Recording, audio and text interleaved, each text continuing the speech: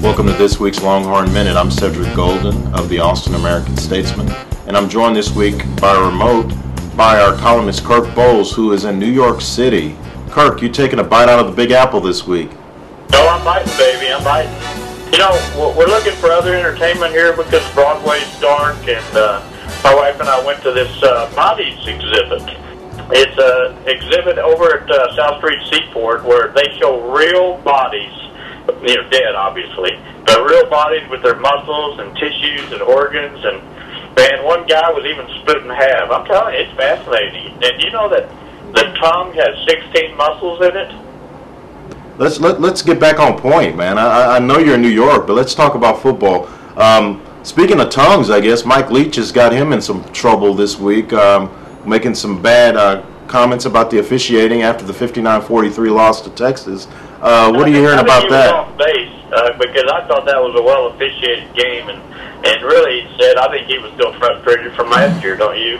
Yeah, I do. I believe that 35-31 loss stuck in his craw, and he had to spew a little venom to make himself feel a little bit better. There were some controversial calls, but to question the integrity of the officials, man, that's a big step he took there. And you know, speaking of this exhibit, did you know that if you used every muscle in your body, you could lift 10 tons, and bone is 5 times stronger than steel? Did you know that? Bone is 5 times stronger than steel? That's strong, baby. I've never heard anyone breaking steel, but I've heard a lot of broken bones before. So I guess the steel people have to drink more milk. I don't know. But let's talk about the Longhorns for a minute. Tony Hills, speaking of breaks, broke his leg this past week. Another bad break for the Longhorns in a season of injuries. What does that do to the offensive line going into the season finale against A&M? Well, you know, it doesn't help them obviously losing 2 senior starters, and there aren't too many offenses that could survive something like that. But it seems like the offensive line's really starting to gel, and Chris Hall has been, you know, a virtual MVP playing every position, and getting the redshirt freshman Buck Burnett in at center. And they're probably going to have to use, you know, a lot more Michael Huey and maybe some Trey Allen and Kyle Hicks and everything like that. But did you know that also they showed some darkened lungs blackened by tar from tobacco? And do you realize that if you smoke a pack of cigarettes, each pack takes away 3 hours and 40 minutes from your life? Well, speaking for our viewers, you're taking away 5 minutes of our lives that we'll never get back. So I wish I was smoking something. Hey, let's get to the mailbag. This week's email comes from Scott Loris, and he's going to receive a copy of The Perfect Drive, Statesman's 2005 look back at Vince Young's miraculous win over USC, leading the Horns. Kirk Scott wants to know this week, why are the Longhorns not getting any love from the BCS computers?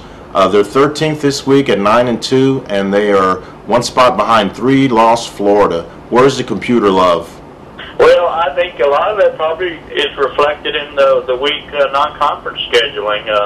The teams that they played, you know, most of them are way down. They're probably in the second 100 in the Sagarin ratings, and Central Florida is the only team of the 4 non-conference teams that has a winning record. I think they're 7-3 right now. So I think primarily it's a reflection of scheduling, and that's one reason why Oregon and LSU are up there so high, because Oregon played Michigan, LSU played Virginia Tech, and both of them, you know, had big victories over those named opponents. So I think probably it's more that than anything. But did you know that the body is made up of 60,000 miles of blood vessels?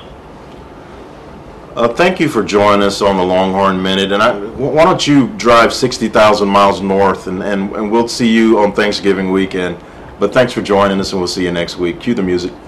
You know, the brain also weighs 3 pounds. I didn't know if you knew that or not. Yeah, I saw Jerry Maguire. I'm aware of that. Thanks. See you next week.